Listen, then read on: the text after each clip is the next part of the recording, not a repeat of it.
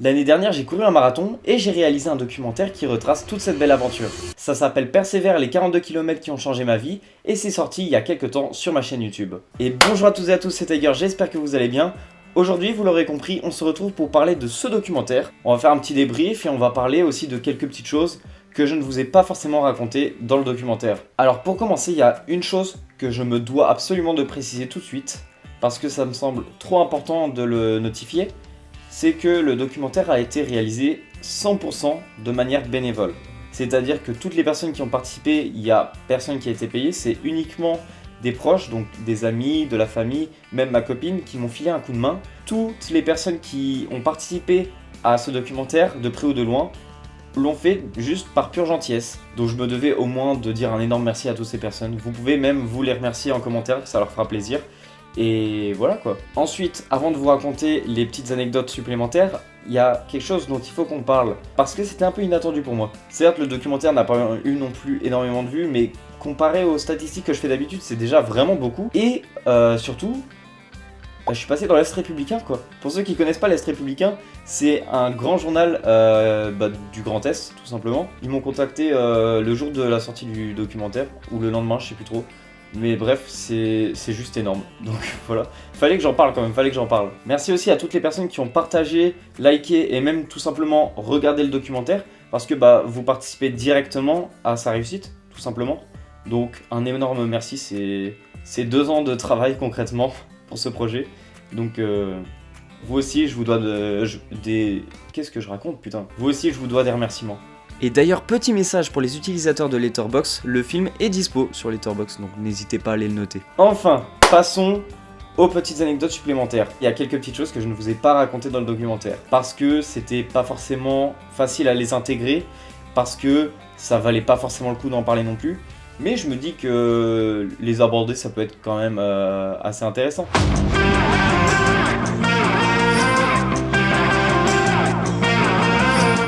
La première chose que je voudrais vous raconter, c'est passé à Schiltigheim. Dans le documentaire, j'aborde très rapidement la course de Schiltigheim, et la seule chose que je dis concernant cette course, c'est qu'il pleuvait. Et effectivement, il pleuvait beaucoup. Les gars, je crois que j'ai fait de mon crâne là. Genre, déjà, il flotte, c'est chiant, mais ça encore ça va. Ça surtout. Il y a 5 secondes, c'était écrit 0 minutes. Il y a un bus qui était censé arriver il y a... Ah bah. Je crois qu'ils en ont pris conscience, hein. Parce qu'il n'est pas arrivé le bus, les refs. Hein. Moi, je veux bien vous croire, mais... Ah ben non, mais ils auront... Il est pas là, les refs. Hein. Non, s'il vous plaît. Aide. À l'aide. Mais en dehors de cette pluie qui m'a bien cassé les couilles, il y a d'autres choses dont j'ai envie de vous parler. C'était ma deuxième course, je crois, Schiltigheim. Et donc, j'avais pas encore pris l'habitude de prendre mes affaires sur moi. Dans ma tête, quand j'allais faire une course à ce moment-là, j'allais uniquement avec ma tenue de running et ça s'arrêtait là. J'avais juste pris cette fois-là un manteau parce que il pleuvait comme j'avais dit. Et donc histoire de pas me retrouver complètement trempé de la tête aux pieds. J'ai fini trempé de la tête aux pieds quand même. Mais passons.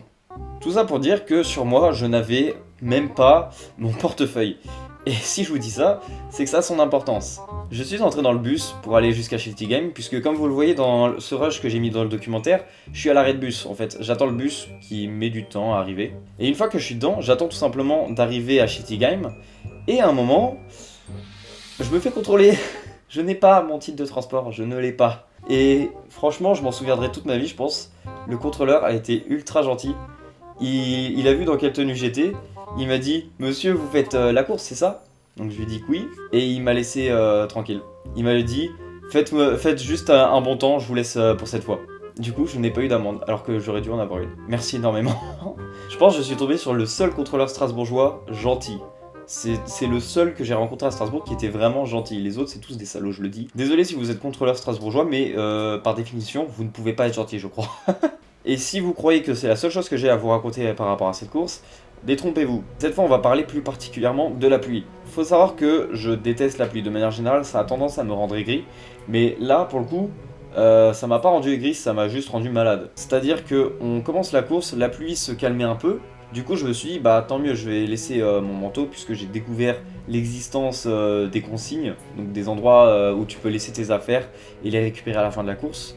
Et je fonce donc au départ avec Mathéo, on commence la course, on essaie de rester ensemble pendant la course, et arrivé au, je sais plus, 3e ou 4e kilomètre, quelque chose comme ça, et ben on se reprend la grosse sauce. On en est arrivé à un point où j'ai dû laisser Mathéo, parce que Mathéo a quand même un niveau supérieur au mien à la base. Déjà d'une, j'ai pas son niveau, et de deux, bah comme je disais, il pleuvait énormément, et j'étais juste en short t-shirt vu que j'avais enlevé mon manteau. Comment dire que le froid a fait son taf. En gros, il arrive à un moment où je commence vraiment à me sentir pas bien. J'ai la tête qui tourne un peu et j'ai mal au ventre et je suis en train de faire un début de malaise quoi. En plus, la pluie continue de tomber.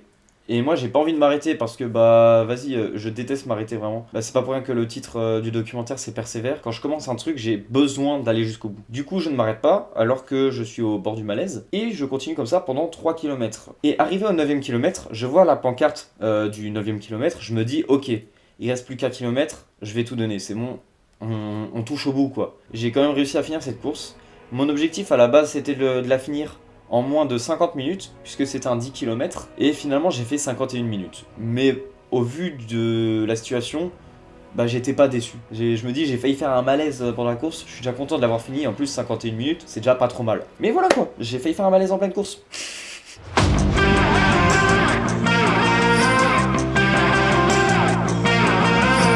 Parlons-en de la pluie, puisqu'on y est. Heikour, cette course aussi j'en ai parlé rapidement dans le documentaire. De mon côté j'ai même fait un semi-solo à Heikour où j'ai eu la chance de rencontrer Oumar Bassakoulba Koné, multiple médaille d'or paralympique. Ah bah là aussi on s'est pris une belle sauce hein. D'ailleurs je me suis aussi un peu blessé à Heikour mais rien de grave hein, cette fois-ci. Parce que oui je parle dans le documentaire de ma blessure à Nancy. Là pour le coup à Heikour je me suis juste fait mal un peu je pense par manque d'hydratation parce que c'est souvent mon problème de toute façon dans le sport. Mais j'ai rien eu de grave, juste je me suis fait mal et j'ai eu mal la journée, le lendemain ça allait déjà mieux. Mais ouais à Heikour on s'est pris aussi une belle sauce hein. Vraiment, je crois que l'été 2024, j'ai eu la poisse. À part pour Châssiron, j'ai eu la poisse en termes de météo. Mais ouais, encore une belle sauce.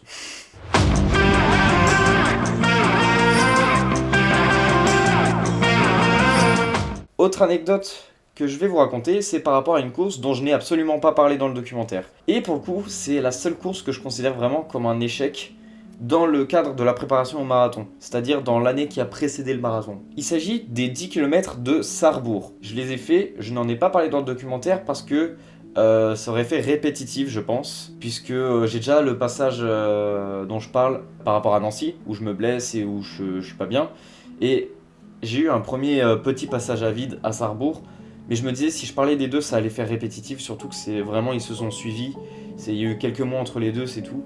Et donc je voyais pas l'intérêt d'en parler. Sarrebourg, ce qui s'est passé, c'est que je me suis fixé comme objectif de finir les 10 km sous 40 minutes. J'avais même fait un sondage sur Instagram pour savoir si les gens pensaient que j'allais y arriver. J'ai échoué à 19 secondes près. Non franchement j'avais le seum. Il y en a beaucoup qui m'ont dit non mais frérot sois content, c'est bon là, t'as fait 40 minutes et 19 secondes pour 10 km, c'est énorme. J'ai conscience que c'est énorme.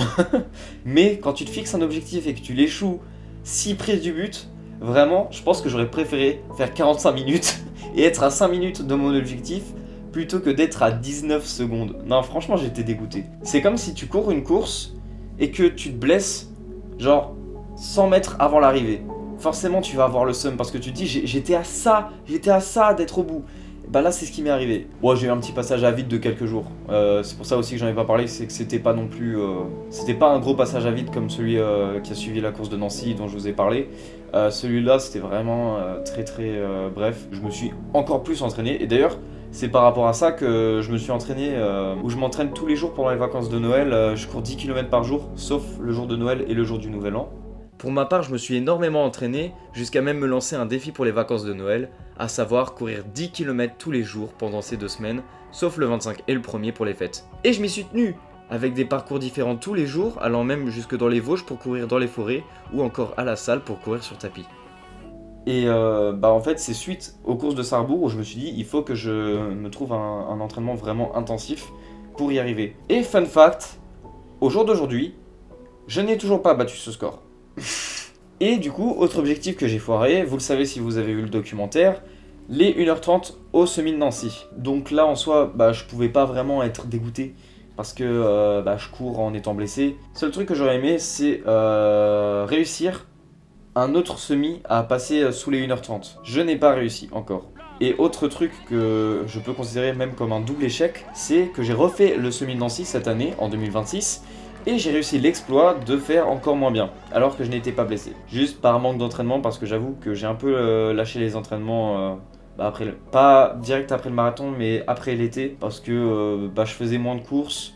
J'ai juste fait la course de Colmar, ensuite j'ai eu une opération du nez, et ensuite j'ai plus refait de course, par manque de moyens surtout. Ouais, parce qu'il y a ça aussi, la runflation, je sais pas si vous savez ce que c'est l'inflation du running, et vu qu'il y a de plus en plus de gens qui veulent faire des courses, bah du coup c'est de plus en plus cher, et ça c'est bien chiant. Donc s'il vous plaît les gens, ne faites pas de running, c'est chiant, c'est nul, ne faites pas de running. Laissez-le aux gens qui détestent ça comme moi.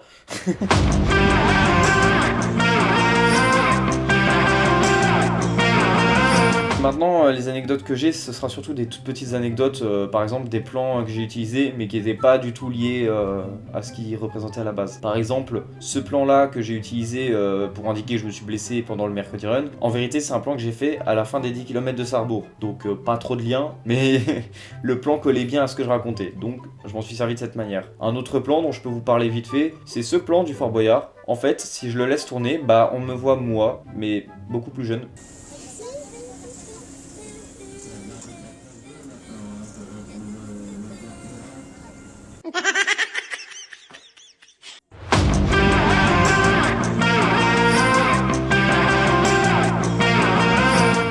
Pour finir, je vais vous dire que cette vidéo, elle sert surtout de conclusion à ce projet, le projet Persévère, qui était une belle aventure, je trouve. En tout cas, je suis très content de l'avoir fait et de vous l'avoir partagé. Mais j'avais besoin de revenir un peu dessus, pas forcément pour vous raconter ces anecdotes, hein, c'était pas nécessaire, mais je me dis que c'était une bonne occasion de revenir dessus, et puis j'avais vraiment envie de faire un petit débrief et d'en parler un peu à cœur ouvert. Et pour ceux qui se demandent si j'ai d'autres projets à venir dans le sport, j'aimerais bien faire aussi vite que possible l'Oxfam Trail Walker de Nancy, c'est une course de 100 km. Le Trail Walker, c'est sûr que je vous le partagerai pas, je le ferai uniquement pour moi. Pas par égoïsme, mais juste que je me dis que si je commence à tout vous partager, bah après je vais plus rien faire pour moi-même. J'aimerais beaucoup aussi me mettre au triathlon, c'est quelque chose qui m'attire particulièrement. Seul problème, c'est que je nage très très mal. Et enfin, un autre truc, un autre projet, et ce sera mon ultime projet en termes de running, ce serait l'UTMB, l'Ultra Trail du Mont Blanc. Si jamais les organisateurs de l'UTMB, vous voyez cette vidéo et que vous vous dites que ce serait sympa de m'inviter, il n'y a pas de souci, invitez-moi, il n'y a pas de souci, j'accepte, ce sera avec grand plaisir. Franchement, ce serait, je pense, un rêve de faire l'UTMB un jour. Et bah pour ça, il suffit de persévérer. Sur ce, mesdames et messieurs, je vous dis à plus dans une prochaine vidéo. Merci encore pour tout votre soutien vis-à-vis de ce projet. Et j'espère que vous continuerez de me suivre pour la suite. A plus dans une prochaine vidéo. Allez, bye bye. Ah, ça tourne. Je bug la circulation. On l'a refait. Ça tourne. Ah mais il y a une voiture.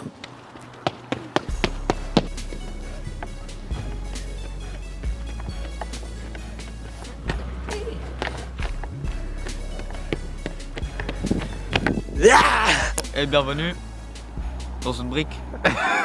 Bienvenue dans une brique.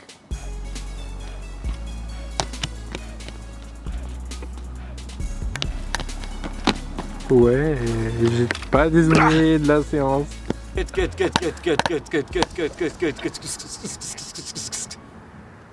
Nickel. Bon, je dis plus de conneries, ça sert à rien, Drake. Drake la lune. Vas-y, la lune. Non. Please. Non. La lune. La lune. La lune. Non. La lune. La lune. Ah, il est pas drôle. Bah wesh. Rec. C'est quoi? Tu sais quoi, tu fais un zoom dans mon nez, c'est quoi? Non, je te filme. D'accord. Pourquoi faire? Pour avoir un tracker, Pas je des m'entraîne. séquences.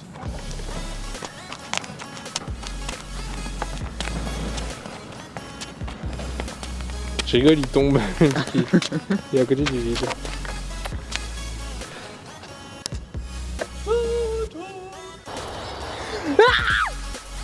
Bah cours. Mais cours, la confiance. Il court vite ce gosse.